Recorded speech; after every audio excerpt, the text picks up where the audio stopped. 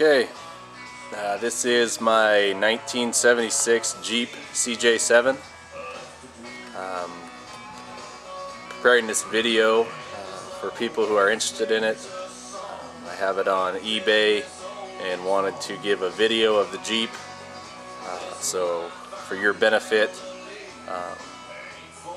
to just give full disclosure on everything that I have done to this Jeep. I bought the Jeep completely stock from second owner, 96,000 original miles, 6-cylinder Jeep, 4-speed, and then have built it up to its current state that you see now. The Genrite fenders were just put on recently, along with the Warren rockers. I put a Rubicon Express 4.5 inch extreme duty lift kit on it,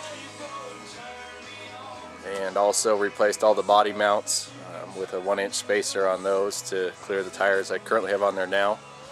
The tires are IROC 39 inch, and I have the old Poison Spider beadlock wheels, and as you can see, I've done a custom airbrush paint job to reveal the spiders that were engraved on the beadlock itself.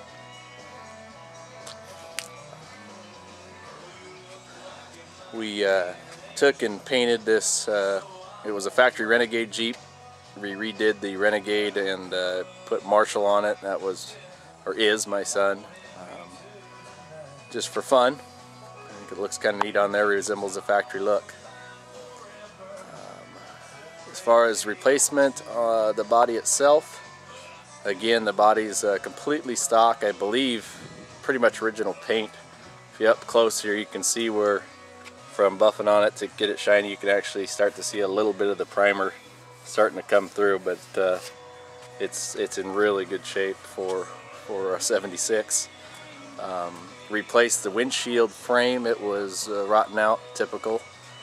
So bought one from Willys Overland, put a brand new windshield in it with windshield seal.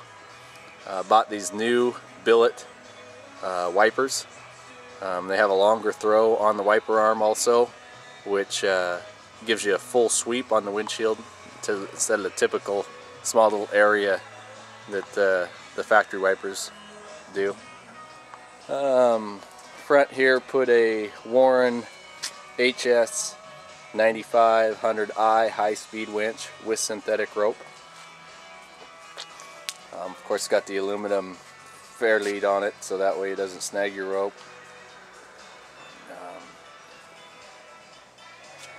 Kind of give you an overview just here of the body as we walk around. The body is, for a 76, it's hard to beat. It's not perfect by any means.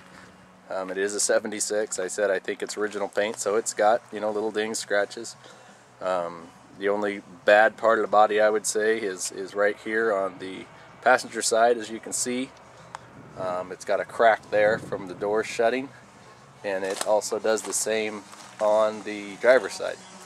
Other than that, no rust in any of the quarters or anything like that. Of course, the fenders have been replaced. Here you can see the crack on the driver's side. The only other thing that I know as far as being wrong with the body is underneath. I'll try to get it so you can see it here.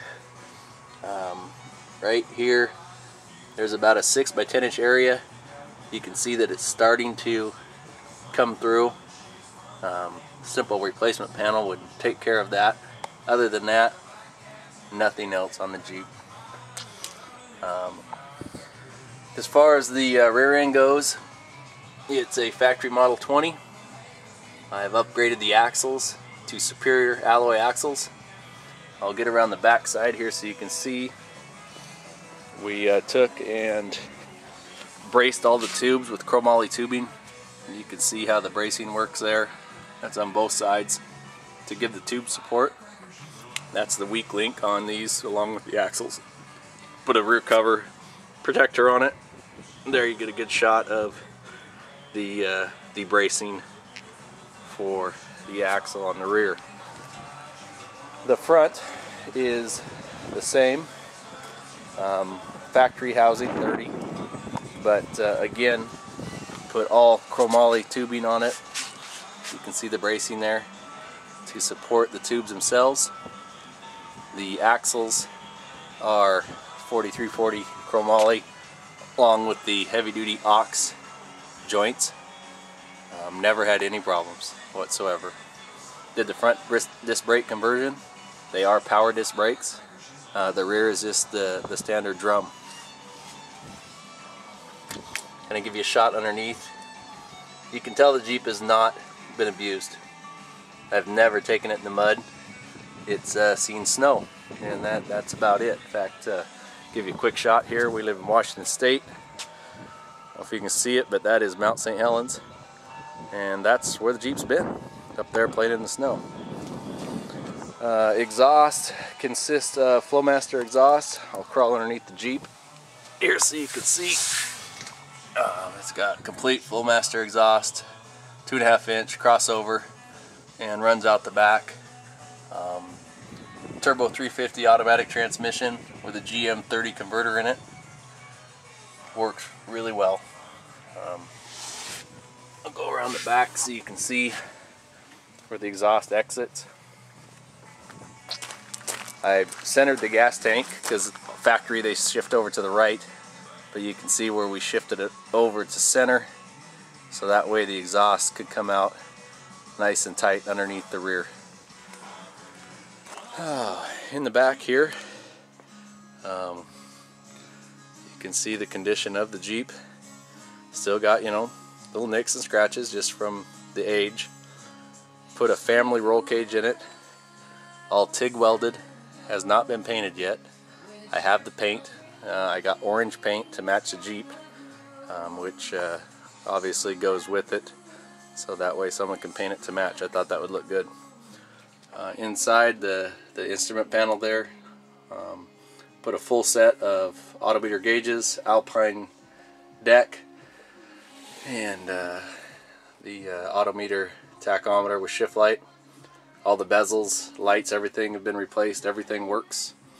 All the gauges work. On the factory dash still, I wanted those to work and not just be dead and hanging.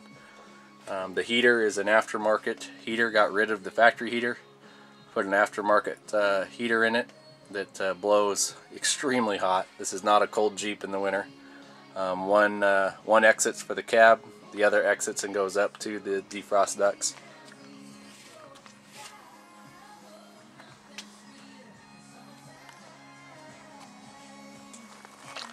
I'll open the door here so you can see inside the front.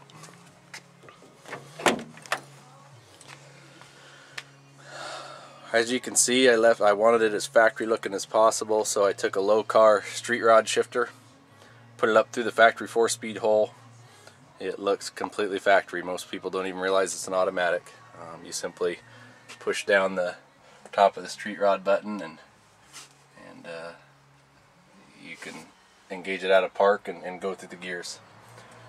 Again, I said it was Turbo 350, completely brand new shift kit with the converter, all of the running gear, everything on this Jeep mechanically is brand new. It's got 456 gears. It's got ECTAD Auburn electric lockers front and rear. I'll show you where the switches are at for those. The switches are right there on the dash. I got a CB in it. Everything works. Turn signals, again, everything works on the Jeep. The motor is a late model, complete roller, one-piece rear main seal, 383. I did not have it dynoed. I built it exactly like off the showroom floor one that was there. It was, excuse the shaky camera here for a minute.